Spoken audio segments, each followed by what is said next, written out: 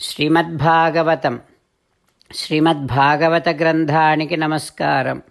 నిగమకల్పతరోర్గళితం ఫలం సుఖముఖాదమృతద్రవ సంయుతం పిబత భాగవతం రసమాలయం ముహురహో రసికా భువి భావుకాః. శ్రీసుఖయోగీంద్రుల వారికి నమస్కారం.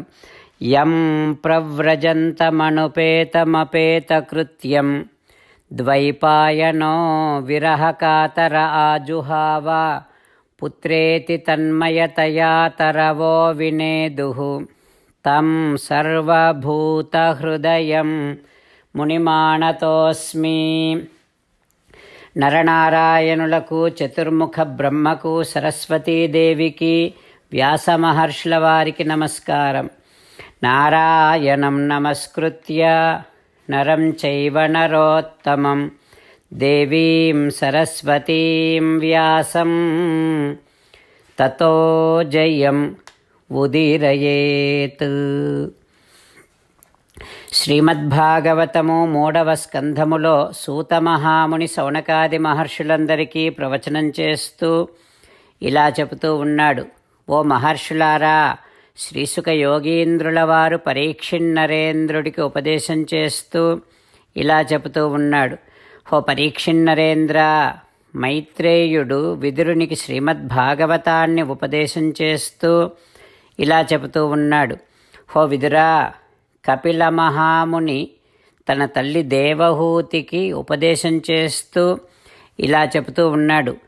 ఓ మాతా దేవహూతి, నేను సర్వహృదయవాసిని, నేను పరమాత్మను.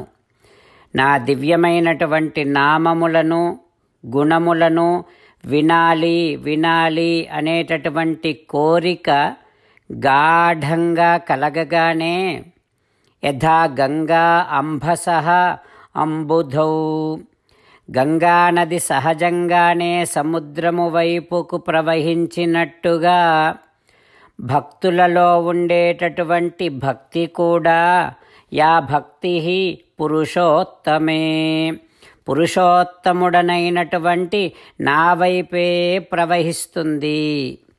అంటే మనస్సును నా కళ్యాణ గుణములను వినటము పట్ల, నా దివ్యమైనటువంటి నామ సంకీర్తన శ్రవణము పట్ల మనస్సును బాగా ఆకర్షింపచేస్తూ ఉంటే వారిలో ఉండేటటువంటి భక్తి ఇక నా వైపే ప్రవహిస్తుంది. ప్రాపంచిక విషయాలు ఏవి కూడా వారి భక్తిని అడ్డుకోలేవు. అమ్మా దేవహూతి, ఇక ఆ భక్తుడు నా సేవలోనే లీనమైపోతాడు, ఏమీ కోరుకోడు. నా సేవ తప్ప ఇతరమైనవి వేటిని కోరడు. అమ్మా దేవహూతి, అయితే నాయందు భక్తిని ఏ రకముగా కలిగి ఉండాలో, ఎట్లా భక్తిని సంస్కరించుకోవాలో చెబుతున్నాను విను. ఎవరైనా వారి వారి ధర్మములను, విధులను, కర్తవ్యాలను ఆచరిస్తూ ఉండాలి సక్రమంగా. వారు చేసేటటువంటి కర్మ ఫలాలను కోరకూడదు. హింసా స్వభావాన్ని వదిలివేయాలి. నా దివ్యమంగళ విగ్రహాన్ని విగ్రహస్వరూపములలో దర్శిస్తూ ఉండాలి. నా పాద పద్మములను స్పృశిస్తూ ఉండాలి. నన్ను అర్చనాదులతో, స్తోత్ర పారాయణాదులతో ఆరాధిస్తూ ఉండాలి. భూతేషు మద్భావనయా, ప్రతి ప్రాణిలో ఆత్మను గుర్తిస్తూ ఆ ఆత్మకు ఆధారమైనటువంటి పరమాత్మను నన్ను దర్శిస్తూ ఉండాలి. మహతాం బహుమానేన, మహాత్ములను, భక్తులను, ఆచార్యులను పరమ ఆదరముతో సేవిస్తూ ఉండాలి.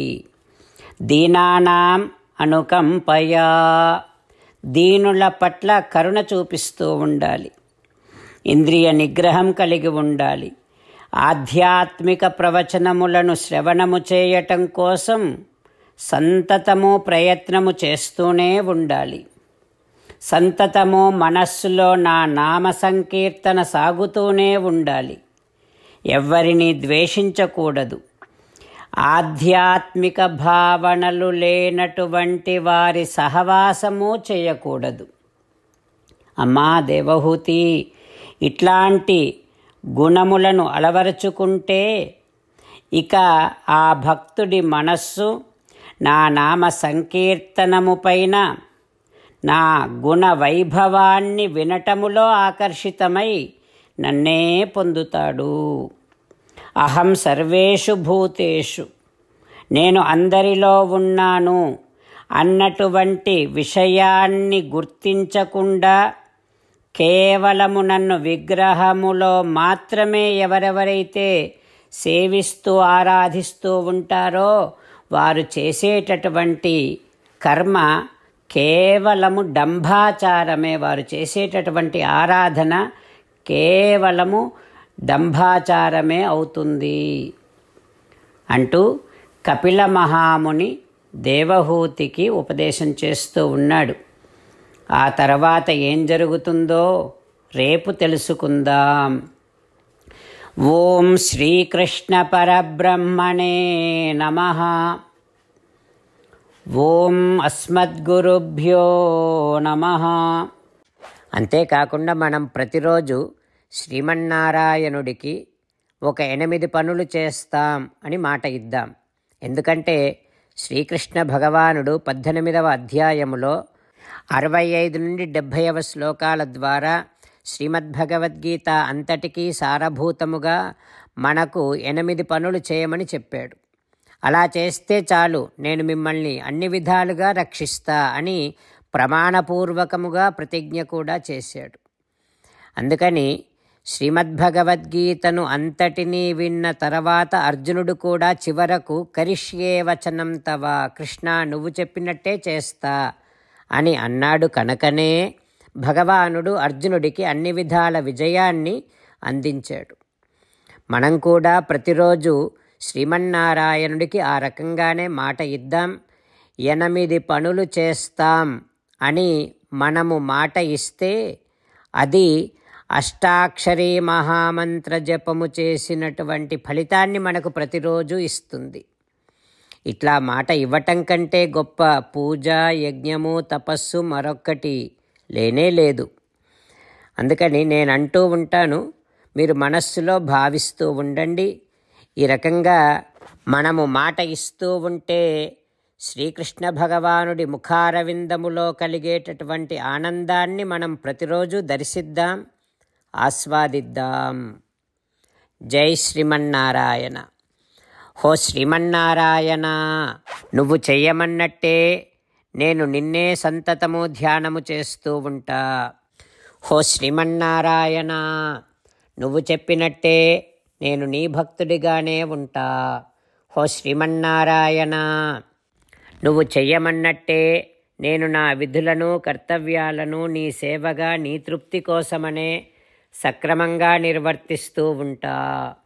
హో శ్రీమన్నారాయణ, నువ్వు చెప్పినట్టే నేను నీవాడిని అనే మహావిశ్వాసముతో నీకే నమస్కరిస్తూ ఉంటా.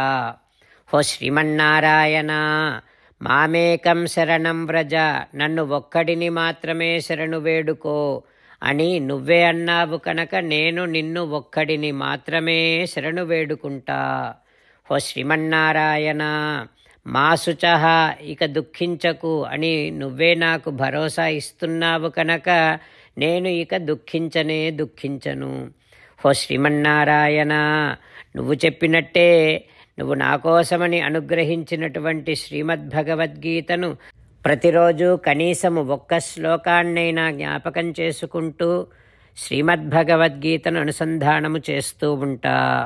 హో శ్రీమన్నారాయణ, నువ్వు చెప్పినట్టే నువ్వందరి కోసమని చెప్పినటువంటి శ్రీమద్భగవద్గీతను తెలియని భక్తులందరికీ తెలియచేసే నా వంతు ప్రయత్నాన్ని నేను నిరంతరము కొనసాగిస్తూనే ఉంటా.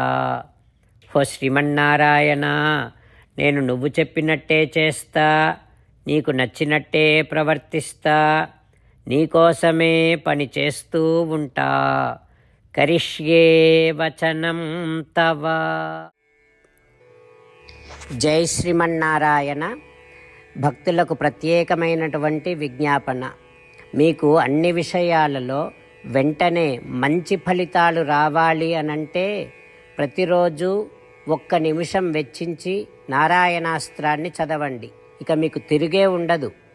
నారాయణాస్త్రాన్ని పొందడానికి మీరేం చేయాలంటే నారాయణాస్త్రం అనే వెబ్సైట్కి వెళ్ళి మీ పేరు, మీ ఈమెయిల్ ఇస్తే మీ ఈమెయిల్కి నారాయణాస్త్రం PDF వస్తుంది.